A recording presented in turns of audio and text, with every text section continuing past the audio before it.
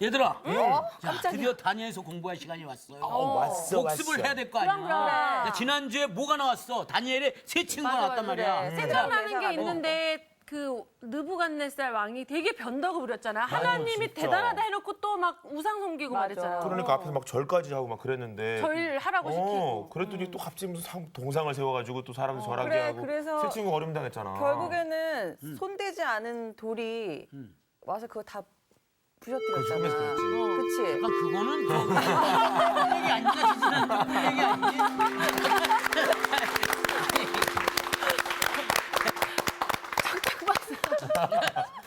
좋은 일 있었어요? 아니다. 예, 웃으니까 좋으네요. 잘 지냈습니까? 네. 예, 오늘 복습들이 충실한 것 같아요. 웃음 보니까. 우리 성훈 학생 복습 잘했어요? 아, 그럼요. 그럼 한번 얘기해 보세요. 우선 말이죠. 느부갓네살이 꿈을 꿉니다. 꿈을 꾸죠. 네, 근데 그 꿈을 갖다 다니엘이 맞추지 않습니까? 그래서 그 느부갓네살이 거기에 인정을 했어요. 주님에 대해서 하나님의 인정을 했는데 아니 정신을 못 차리고 금신상을 만드네. 그래서 반말이야. 예, 그래서 이제 절을 하라고 하는데 사람들이 다 절하는데 그 세 사람만 다니엘의 세 친구 세 사람만 절을 안 하지 않습니까? 그래서 결국은 불 덩어리에 거기에 들어갔지요. 하지만 거긴 세 사람만 있는 게 아니라 네 사람이 보이기 시작하면서 아니 이 왕이 쟤는 누구지? 하다가 결국은 나와라 나왔더니만 다시 또 이제 하나도 건드리지 않고 살아나와서 또 놀라면서 하나님을 다시 또 경배하게 되는 그런. 이야, 썸머리가 아주.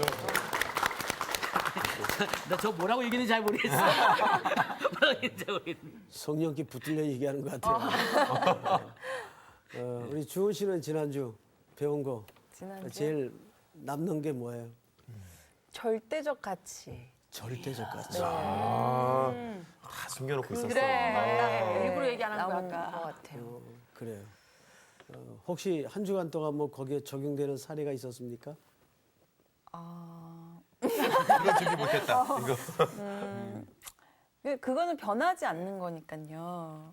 진짜 제 인생에 그 다니엘의 이름처럼 하나님은 나의 심판 주시다는 게 정말 제 인생의 절대적 가치로 제 인생의 우선순위로 그냥 제 삶의 주인으로 그냥 딱 생각하니까요. 제가 아무래도 이제 제 마음대로 하려고 했던 것도 좀 내려놓게 되고 일단 그런 부분. 그런 문제는 뭐 어느 한 사건에만 적용되는 문제가 아니고 우리 전체 인생 속에 제가 목이 다 매네요. 감동받으셨구나. 전체 인생 속에 다 걸치는 문제죠. 예, 아주 좋은 적용입니다. 우리 광우 학생은 지난주 배운 것 중에 네, 저도 뭐 비슷한 맥락인 것 같은데 그 선생님 말씀해 주신 것 가운데 그 종말론적 신앙관, 뜻을 정하고 타협하지 않고 늘 주님이 원하시는 방향과 자리에 있는 그런 예배자가 되는 게 중요하다라는 말씀을 하셨던 것 같습니다. 그다음에 마지막으로 우리 조수희 학생. 여기까지 오네요. 여기까지 왔습니다. 왜 저는 안 물어보시지? 저는 안 물어보시지? 복습했잖아. 오빠 마지막 스페셜이야. 아, 그런군요. 그냥 저는 이 새 친구와 같은 상황을 우리가 이 세상에서 살면서도 언제든 마주칠 수 있는데 그때 과연 우리가 그렇게 할 수 있는가. 저 지난번에 그런 얘기 하신 것 같아요. 그러니까 미리 준비하지 않으면은 나는 뭐 믿음 생활 제대로 하지 않으면 그 순간에 대해서 이런 믿음의 고백이 사실 나오기 힘들잖아요. 그러니까 평상시에 항상 하나님과의 그 관계를 잘 유지해야지만 된다는 생각이 되게 많이 들더라고요. 아주 중요한 얘기입니다. 그게 척척 어느 날 대화가 갑자기 되는 문제는 네. 아니라는 얘기죠. 그렇죠. 평소에 그게 체질이 되고 늘 고백이 되고 즉각적으로 반응이 될 수 있는 그 무림용어로 얘기하면 내공. 네, 알죠. 오늘 수업 다니엘 5강 한 순찰자.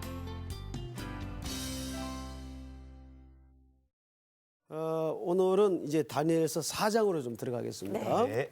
4장을 다 여세요. 4장 1절서부터 1절.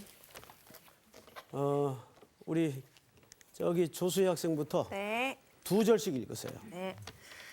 느부갓네살 왕은 천하에 거주하는 모든 백성들과 나라들과 각 언어를 말하는 자들에게 조서를 내리노라 원하노니 너희에게 내리노라 원하노니 너희에게 큰 평강이 있을지어다.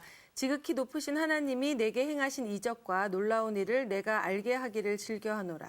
참으로 크도다 그의 이적이여 참으로 능하도다 그의 놀라운 일이여 그의 나라는 영원한 나라요 그의 통치는 대대에 이르리로다. 나 느부갓네살이 내 집에 편히 있으며 내 궁에서 평강할 때에 한 꿈을 꾸고 그로 말미암아 두려워하였으니 곧 내 침상에서 생각하는 것과 머릿속으로 받은 환상으로 말미암아 번민하였노라.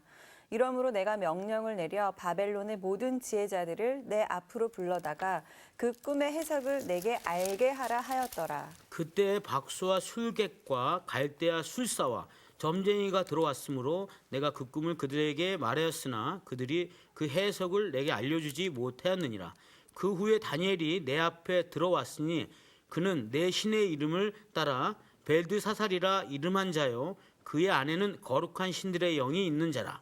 내가 그에게 꿈을 말하여 이르되 네, 거기까지만 일단 보겠습니다. 자, 이 내용은 느부갓네살 왕이 회상 형식으로 기록을 한 거예요. 이제 어떤 사건을 겪은 후에 내용을 회상 형식으로 기록을 한 겁니다. 그래서 이렇게 돼 있죠. 4절에 보니까 나 느부갓네살이 내 집에서 편히 있으며 내 궁에서 평강할 때에 또 꿈을 꾸게 되죠. 평강을. 이 꿈을 꾸고 또는 겪은 후에 자기가 깨달은 거예요. 그 깨달은 내용이 뭐냐면 1절에서부터 3절까지 고백을 하게 되었던 겁니다. 내가 이런 일을 겪고 나니까 하나님에 대해서 이런 인식이 열어지고 이런 고백을 할 수밖에 없더라. 이 내용을 이렇게 설명을 하는 겁니다. 자, 우선 우리는 혹시 지난 시간인지 그 앞서 시간인지 모르겠지만은 느부갓네살이 무슨 꿈을 하나 또 꿨죠. 네. 그 꿈의 내용 혹시 기억하세요? 얼굴은 이상한- 금이고 옳지. 가슴과 팔은 팔은 은이고 그리고 김상훈 허리- 학생 닮은 것 같아. 아니 저런 목이 없잖아. 아픈 상처를 자, 여기 보세요. 내가 그림 솜씨가 없어서 상훈 학생 몸집이 그리기 제일 쉬워요. 그다음에 또 의외로 디테일하네. 밑에는 넓적다리 아니 그때는 노 그렇죠. 또 진흙. 진흙 발이 이렇게 있었죠. 네. 예. 금, 은, 여기 뭐였죠? 노 노 놋.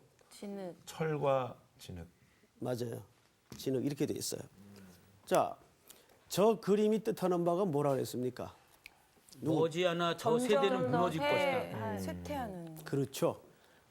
이 그림이 뜻하는 바는 정확하게 영원할 제국은 없다. 없다.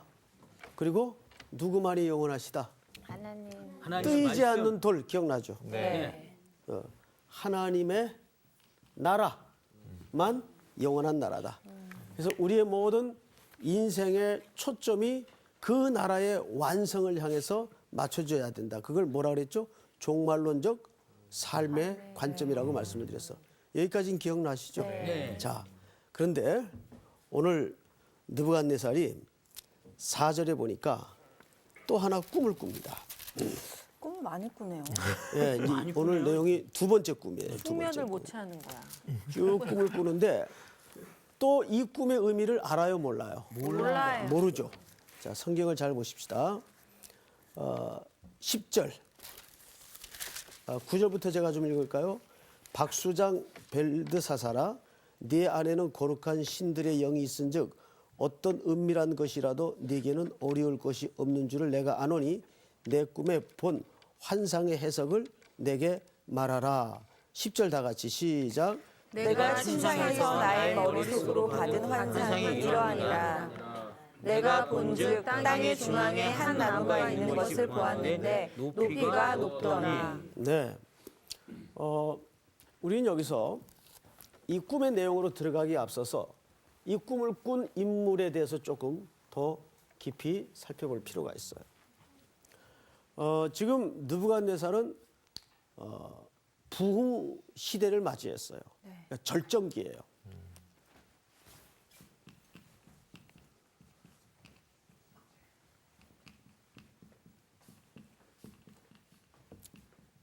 최고의 절정기.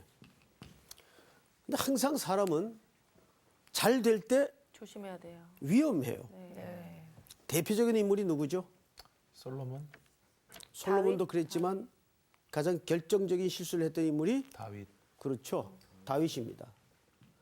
다윗은 그 왕국이 가장 부흥하던 시대에 재물로도 국력으로도 하늘을 찌를 듯한 권력과 명예가 덧입혀지던 그때에 그는 밧세바 사건과 우리아 사건을 저지르게 되죠. 네. 이 우리아는 밧세바의 남편입니다. 그런데 우리아를 간접 살인을 하죠. 네. 이건 실질적으로 살인입니다. 그리고 밧세바를 가는. 범해요. 이 사건이 언제 일어나는가 하면 다윗이 인생의 절정에 있을 때. 이게 사람이 그렇더라고요. 사람은 시간하고 돈이 남으면 죄밖에 짓는 게 없어요. 맞죠? 그래서 여러분 이걸 아셔야 돼요. 어떤 때는 고달픈 게 복일 때가 있어요. 여러분 고달픔은 죄질 생각, 죄질 틈이 생겨요, 안 생겨요? 되게 크게 얘기하시네요. 여기에서. 네. 경험자인가 봐. 바쁘고 고달프면 죄질 틈이 없어요. 그래서 육신이 고생스러울 때가 더 영적으로 하나님 앞에 맑아 있을 때가 많아요. 근데 되게 우리 자신부터 한번 돌아보면 사람이 한가하고 돈 남고 시간 남을 때 인간의 모든 생각은 사실 의외로 잡초화돼 갑니다. 이게 아주 위험하죠. 네. 근데 자기가 홀로 있거나 남은 시간, 남은 재물로 그 모든 인생의 방향이 어디로 흘러가고 있는가가 그 사람의 영적인 척도일 때가 많아요. 근데 지금 느부갓네살에게는 그런 전성기를 구가하면서 위기가 찾아오죠. 근데 그 위기가 꿈으로 찾아옵니다. 근데 꿈을 또 해석을 못 해요. 그래서 성경을 보십시다. 이제 꿈의 내용을 누가 해석을 하냐면 벨드사살이 해석을 합니다. 여기 벨드사살은 누굴 얘기해요? 다니엘. 박수장. 바벨론식 다니엘. 이름입니다. 이게 다니엘의 바벨론식 이름이에요. 여러분, 이 벨은 자기가 느부갓네살이 섬기는 바벨론의 신이에요. 신. 그래서 벨드사살이라는 말은 벨이 우리를 보호하시고 지켜주신다 그 말이에요. 그래서 저 다니엘에다가 그 이름을 붙인 거예요. 벨이 너를 지킨다. 그럼 여기 박수장은 뭐예요? 박수장은 그 당시 궁궐에서 권력자에게 여러 가지 천문학적인 점괘를 쳐주고 국가의 운명과 경영에 조언을 해주는 사람이에요. 굉장히 말하자면 고위직입니다. 다니엘이 그 장인 거예요. 그렇죠. 다니엘을 그런 식으로 이해를 한 거예요. 왜냐하면 그때 꿈을 맞췄기 때문에 그렇게 해준 거예요. 그렇죠. 앞서도 꿈을 자기도 기억 못하는 꿈을 기억해내주고 또 그 꿈을 해석까지 해주는 신기한 해석을 다니엘이 했던 경력을 갖고 있기 때문에 다니엘을 이제 그런 부류로 이 왕은 보았던 거죠. 성경을 조금 봅시다. 10절. 내가 침상에서 나의 머릿속으로 받은 환상이 이러하니라. 내가 본즉 땅의 중앙에 한 나무가 있는 것을 보았는데 높이가 높더니 11절 시작. 그 나무가 자라서 견고해지고 그 높이는 하늘에 닿았으니 그 모양이 땅 끝에서도 보이겠고. 자, 12절. 그 잎사귀는 아름답고 열매는 많아서 만민의 먹을 것이 될 만하고 들짐승이 그 그늘에 있으며 공중에 나는 새는 그 가지에 깃들이고 육체를 가진 모든 것이 거기에서 먹을 것을 얻더라. 자, 여러분, 이 나무의 그림으로 봐서는 좀 어떻습니까? 엄청 굉장히 평. 아니 그리고 되게 좋은 꿈 같은 느낌이 들어요. 그렇죠. 네. 새도 깃들고 네. 열매도 거기서 풍성하고. 열매도 네. 풍성하고 먹을 것도 따고 어때요? 좋죠? 예. 자, 그런데 성경은 항상 전체 속에서 위치를 봐야 돼요. 과연 이 그림이 뭘까? 중요한 문제가 하나 이제 걸려져 있습니다. 우선 마태복음 13장을 한번 볼까? 여기 좀 접어두세요. 마태복음 13장 25절부터 보십시다. 25절부터 저기 조수희 학생부터 한 절씩만 옆으로 읽어주세요. 네. 사람들이 잘 때 그 원수가 와서 곡식 가운데 가라지를 덧뿌리고 갔더니 싹이 나고 결실을 할 때 가라지도 보이거늘 집주인의 종들이 와서 말하되 주여 밭에 좋은 씨를 뿌리지 아니하였나이까. 그런데 가라지가 어디서 생겼나이까. 주인이 이르되 원수가 이렇게 하였구나. 종들이 말하되 그러면 우리가 가서 이것을 뽑기를 원하나이까? 계속해서 주인이 이르되 가만두라. 가라지를 뽑다가 곡식까지 뽑을까 염려하노라. 둘 다 추수할 때까지 함께 자라게 두라. 추수 때에 내가 추수꾼들에게 말하기를 가라지는 먼저 거두어 불사르게 단으로 묶고 곡식은 모아 내 곡간에 넣으라 하리라. 또 비유를 들어 이르시되 천국은 마치 사람이 자기 밭에 갖다 심은 겨자씨 한 알 같으니 이는 모든 씨보다 작은 것이므로 거시로되 자란 후에는 풀보다 커서 나무가 되매 공중의 새들이 와서 그 가지에 깃들이니라. 네, 잠깐 보세요. 31절, 32절에 보시면 네. 나무가 나오죠. 네. 근데 그 나무에 지금 뭐가 깃들고 있어요? 새요. 새. 각종 새들이 깃들고 있어요. 씨를 하나 심었는데 어떻게 됐죠? 커졌어요. 예, 커졌어요. 모든 씨보다 작은 것이로되 자란 후에는 커졌어. 근데 무슨 씨입니까? 겨자씨. 겨자씨. 겨자씨예요. 겨자씨가 뭐가 되죠? 나무. 나무가 돼요. 보세요. 문헌에 보면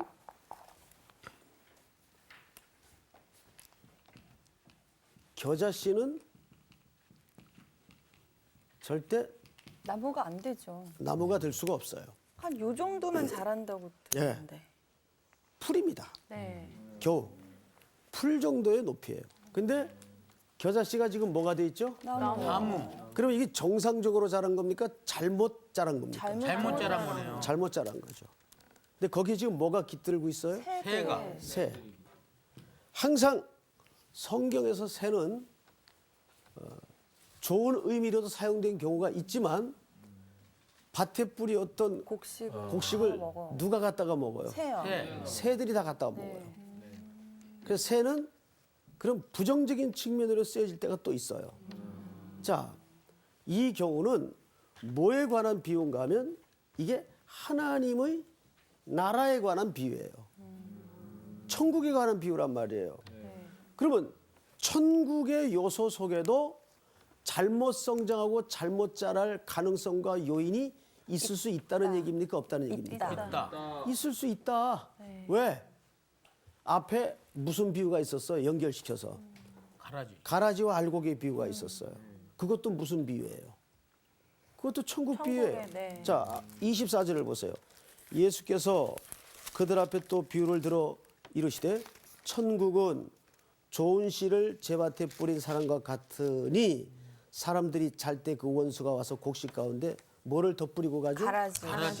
예. 나중에 보니까는 가라지가 그 안에 자라 있어요. 크게. 그래서 종들이 이거 뽑을까 했더니 둬라. 왜 두라 그랬죠? 가라지 입고서 곡식까지 뽑을. 알곡이 다칠까 봐. 알곡이 다칠까 봐.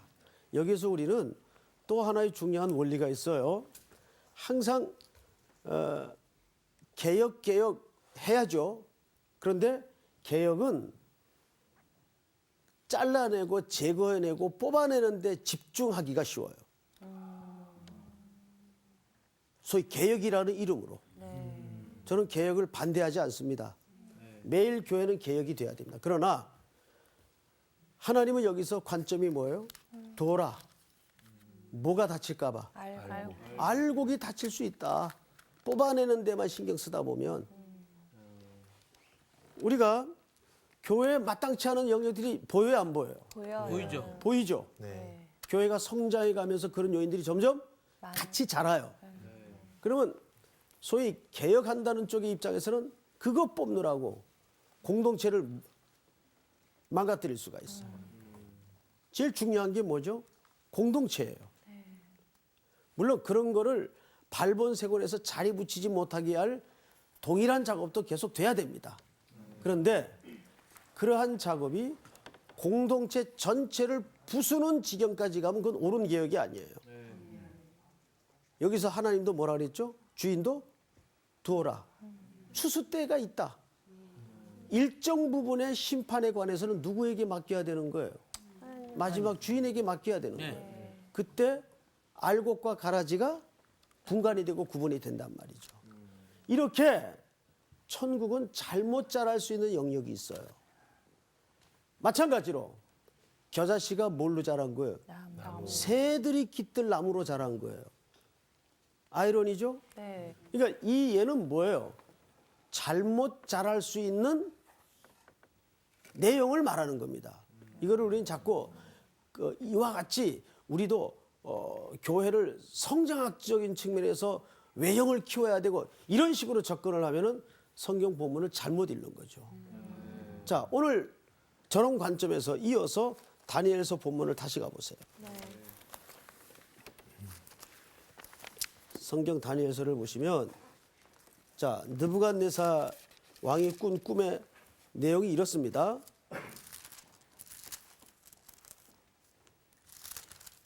11절. 그 나무가 자라서 견고해지고 그 높이는 하늘에 닿았으니 그 모양이 땅 끝에서도 보이겠고 그 잎사귀는 아름답고 그 열매는 많아서 만민의 먹을 것이 될 만하고 들짐승이 그 그늘에 있으며 공중에 나는 새는 그 가지에 깃들이고 육체를 가진 모든 것이 거기에서 먹을 것을 얻더라. 이건 누굴 얘기할까요? 그 당시 최고의 황제였던 느부갓네살 왕의 그림을 설명하는 겁니다. 자, 보세요. 13절 다 같이 시작. 내가 침상에서 머릿속으로 받은 받은 환상 가운데 또 본즉 한 순찰자 한 거룩한 자가 하늘에서 내려왔는데 그가 소리질러 이처럼 이르기를 그 나무를 어떻게 하고 베고 그 가지를 어떻게 하고 자르고 그 잎사귀를 어떻게 하고 떨고 그 열매를 어떻게 하고 치고 짐승들을 그 아래에서 어떻게 하고 떠나게 하고 그 새들을 그 가지에서 쫓아내라. 놀랍죠? 누가 이렇게 하라고 소리를 지르죠? 한순찰자. 순찰자. 이 한순찰자는 누굴까요? 예수님. 살피는 자란 말이에요. 누굴까요? 이어서 그 성경을 좀 우리 김상원 학생이 읽어보세요. 15절. 그러나 그 나무의 그루터기를 땅에 남겨두고 새와 노줄로 동이고 그것을 들풀 가운데에 두어라. 그것이 하늘 이슬에 젖고 땅의 풀 가운데에서 짐승과 더불어 제 몫을 얻으리라. 또 그 마음이 변하여 사람의 마음 같지 아니하고 짐승의 마음을 받아 7대를 지내니라. 이는 순찰자들의 명령대로요 거룩한 자들의 말대로이니 지극히 높으신 이가 사람의 나라를 다스리시며 자기의 뜻대로 그것을 누구에게든지 주시며 또 지극히 천한 자를 그 위에 세우시는 줄 사람들이 알게 하려 함이라. 네, 하였느니라. 18절 옆에 우리 정주은 학생. 나 느부갓네살 왕이 이 꿈을 꾸었나니 너 벨드사사라 그 해석을 밝히 말하라. 내 나라 모든 지혜자가 능히 내게 그 해석을 알게 하지 못하였으나 오직 너는 능히 하리니 이는 거룩한 신들의 영이 내 안에 있음이라. 자, 이 명령을 받고 바로 다니엘이라고 하는 벨드사살이 이제 해석을 하는 겁니다. 그 해석을 우리 옆에 장광호 학생 한번 읽어보세요. 19절부터. 벨드사살이라 이름한 다니엘이 한동안 놀라며 마음으로 번민하는지라 왕이 그에게 말하여 이르기를 벨드사살아 너는 이 꿈과 그 해석으로 말미암아 번민할 것이 아니니라. 벨드사살이 대답하여 이르되 내 주여 그 꿈은 왕을 미워하는 자에게 응하며 그 해석은 왕의 대적에게 응하기를 원하나이다. 네, 이게 무슨 얘기일까요?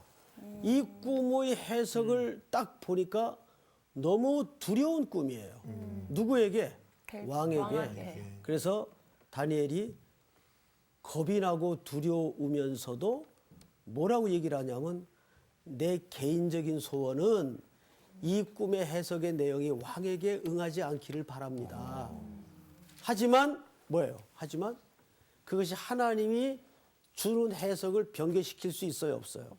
없죠. 다니엘이 그 꿈을 들었는데 너무 두렵고 무서운 꿈이에요. 근데 특별히 이 꿈이 왕에 관한 꿈이었어요. 이 큰 나무는 누구를 비유한 거라고요? 왕을 비유한 거예요.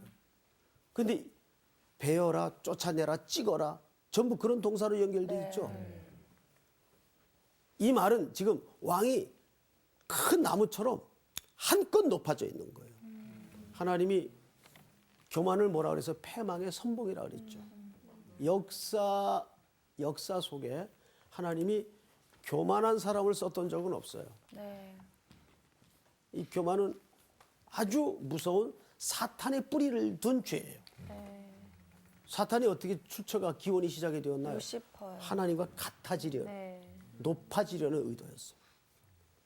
자기 보좌를 하나님 자리에다가 끌어올리죠. 이게 사탄의 첫 시도고 하나님으로부터 분리되는 큰 단초가 되죠. 자, 성경을 좀 더 보십시다. 20절 저기 조수의 학생. 왕께서 보신 그 나무가 자라서 견고하여지고 그 높이는 하늘에 닿았으니 땅 끝에서도 보이겠고 계속해서. 그 잎사귀는 아름답고 그 열매는 많아서 만민의 먹을 것이 될 만하고 들짐승은 그 아래에 살며 공중에 나는 새는 그 가지에 깃들었나이다. 왕이여 이 나무는 곧 왕이시라. 이는 왕이 자라서 견고하여지고 창대하사 하늘에 닿으시며 권세는 땅 끝까지 미치심이니이다. 맞죠? 네. 어떻습니까? 바로 이 큰 나무는 왕을 얘기합니다. 왕이 돼 이 당시 느부갓네살 왕을 얘기하는 거예요. 그 느부갓네살 왕에게 많은 나라가 먹고 살잖아요. 그 시대 자체가 들짐승도 먹고 살고 있다 그런 표현입니다. 새들도 깃들고 그런 표현입니다. 오늘 우리가 마태복음에서도 겨자씨가 자라가지고 그 안에 뭐가 깃들었다고 돼 있어요. 같은 개념이에요. 이 비유는 하나님의 나라의 속성에도 잘못 자라는 영역이 분명히 있다 그 말이에요. 이해가 되죠? 네. 예. 자, 그래서 우리는 자꾸 자 여기를 보세요. 숫자의 우상, 외형의 우상에서 벗어나야 됩니다.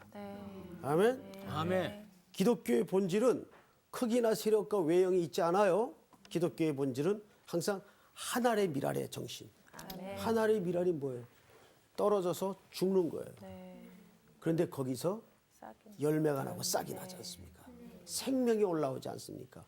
이 신비를 십자가만이 설명할 수 있는 거예요. 자, 성경을 보십시다.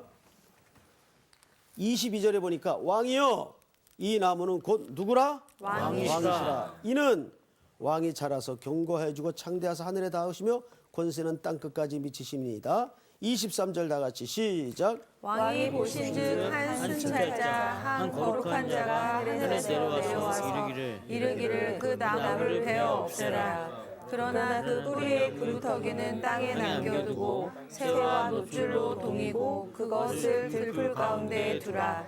그것이 하늘 이슬에 젖고 또 들짐승과 더불어 제 몫을 얻으며 7대를 지내리라 하나이다. 자, 이것을 누가 내려왔어요? 한 순찰자가 내려와서 그 자를 성경에서 뭐라고 표현했죠? 거룩한 자라고 표현을 했습니다. 자, 이제 그 해석에 대해서 성경이 자체적으로 해석을 하죠. 우리 장광호 학생 한번 24절 읽어보세요. 왕이여 그 해석은 이러하니이다. 곧 지극히 높은 이가 명령하신 것이 내 주 왕에게 미칠 것이라. 왕이 사람에게서 쫓겨나서 들짐승들과 함께 살며 소처럼 풀을 먹으며 하늘 이슬에 젖을 것이요 이와 같이 7대를 지낼 것이라. 그때 지극히 높으신 이가 사람의 나라를 다스리시며 자기의 뜻대로 그것을 누구에게든지 주시는 줄을 아시리이다. 또 그들이 그 나무 뿌리를 그루터기에 남겨두라 하였은즉 하나님이 다스리시는 줄 왕이 깨달은 후에야 왕의 나라가 견고하여지리다. 아멘. 여기 7대는 몇 년을 얘기할까요? 한때가 몇 년입니까? 성경에서. 한때가 1년이죠. 1년. 그럼 7대는 몇 년이에요? 7년. 7년. 그럼 이 내용은 지금 뭘 얘기하고 싶은 걸까요? 이 느부갓네살 왕이 한껏 하나님을 높이지 않고 그 하나님 자신을 대신하는 그런 큰 황제가 되어서 세상을 호령할 때 그 교만을 하나님이 간과하지 않는다는 얘기예요. 그래서 그를 이슬에 젖게 한다는 것은 밖에다가 내쫓는다는 얘기입니다. 그 주권이 누구한테 있다는 걸 알리기 위해서 하나님께 있다는 걸 알리기 위해서 밖에다 내몬다는 얘기예요. 24절 보세요. 왕이여 이 해석은 이러하니이다. 곧 지극히 높으신 이가 명령하신 것이 내 주 왕에게 미칠 것이라.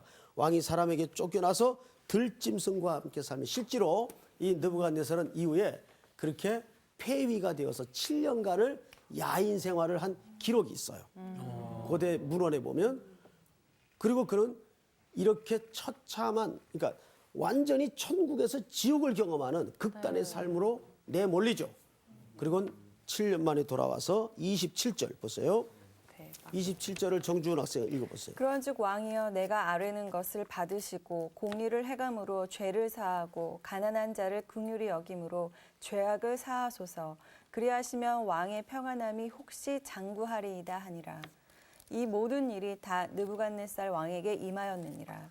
12달이 지난 후에 내가 바벨론 왕궁 지붕에서 거닐세 나 왕이 말하여 이르되 이 큰 바벨론은 내가 능력과 권세로 건설하여 나의 도성으로 삼고 이것으로 내 위엄의 영광을 나타낸 것이 아니냐 하였더니 이 말이 아직도 나 왕의 입에 있을 때에 하늘에서 소리가 내려 이르되 느부갓네살 왕아 내게 말하노니 나라의 왕위가 내게서 떠났느니라.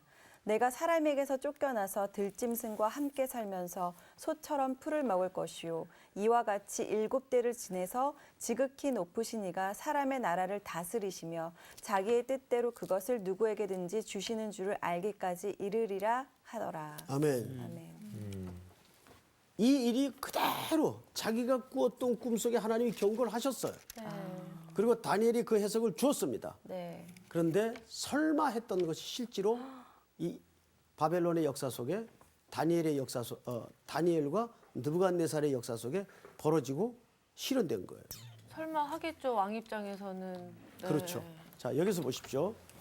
그러니까 세상 나라 대 하나님의 나라의 충돌이에요. 근데 이것은 무슨 신학적인 대주제가 아니라 매일 여러분 속에도 벌어지고 있는 싸움이고 충돌이에요. 우리의 소소한 일상 속에도 결국은 하나님의 나라와 세상 나라가 싸우고 충돌이 일어나요.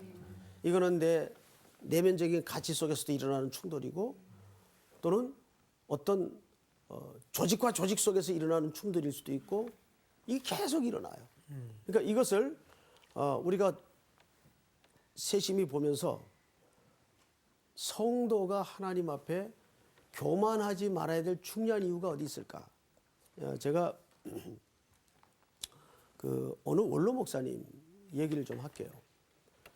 원로 목사라는 것은 이제 한 교회에서 보통 20년 이상 재직하고 섬긴 분들을 그분의 목회 시간을 존중해서 교회가 이제 원로라는 이름으로 추대를 하게 되죠. 그것도 이제 총회 헌법에 있어요. 그래서 요즘 같은 세상에 한 교회에서 30년씩 또 40년씩 무흠하게 성도의 존경을 받으면서 이렇게 오랜 세월을 수고한다는 게 힘들죠. 거의 기적에 가까워요. 사실은. 이게 젊을 때는 그런 거 잘 몰랐는데 한 해 한 해 지나면서 야 이게 정말 장난이 아니구나. 그걸 깨닫는 거예요. 자, 그런데 어느 원로 목사님이 이런 얘기를 합니다. 어떻게 해야 목회를 성공하는가? 이건 여러분들에게도 적용될 수 있는 문제겠죠? 그러니까 이분이 이런 얘기를 해요. 잘 내려와야 됩니다. 목회가 하나의 등산이라면 올라갈 때는 정신없이 올라가다 보니까는 때로는 힘들지도 모르고 그냥 막 올라갔어. 근데 정말 목회를 성공하려면 잘 내려와야 됩니다. 자, 그럼 어떻게 잘 내려와야 됩니까? 어떻게 잘 내려올까요? 답은 간단한 데 있어요. 안 넘어지면 됩니다. 그렇죠? 아, 간단하군요. 아주 간단하죠. 그러면 다음에 또 우문을 드리겠습니다. 어떻게 하면 안 넘어질까요? 잘 내려오면. 진짜 똑똑들 하시네. 예, 잘 내려와야죠. 어떻게 안 넘어지고 잘 내려올까요? 이분이 이런 얘기를 해요.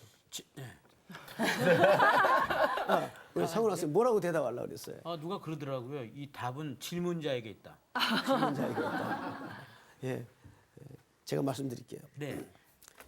기어서 내려오면 됩니다 그러더라고요. 기어서. 그럼 안 땅에 납작 엎드려가지고 흙이 사람인지 사람이 흙인지 분간 안 될 정도로 기어서 내려오면 됩니다 그러더래요. 근데 이 말이 시사하는 바가 굉장히 커요 사실. 네. 우리 보통 우리 사는 사람들의 인생 스타일은 갈수록 자꾸 뭐가 많아지죠. 네. 집도 넓어지고 화장실 개수도 많아지고 지닌 것도 많아지고. 근데 이게 사실은 어떻게 보면 거꾸로 사는 거예요. 이제 주님 앞에 설 날이 가까울수록 사실 어떻게 해야 됩니까? 정리하고. 점점 간단해져야 돼요. 단순해져야 돼요. 그래서 주님 오늘이라도 이제 그만 제대해라. 그러면 탁 손 털고 가는 거. 그렇게만 될 수 있다면, 근데 이상하게 갈 날이 가까우면 갈수록 짐이 더 생겨. 더 움켜지고.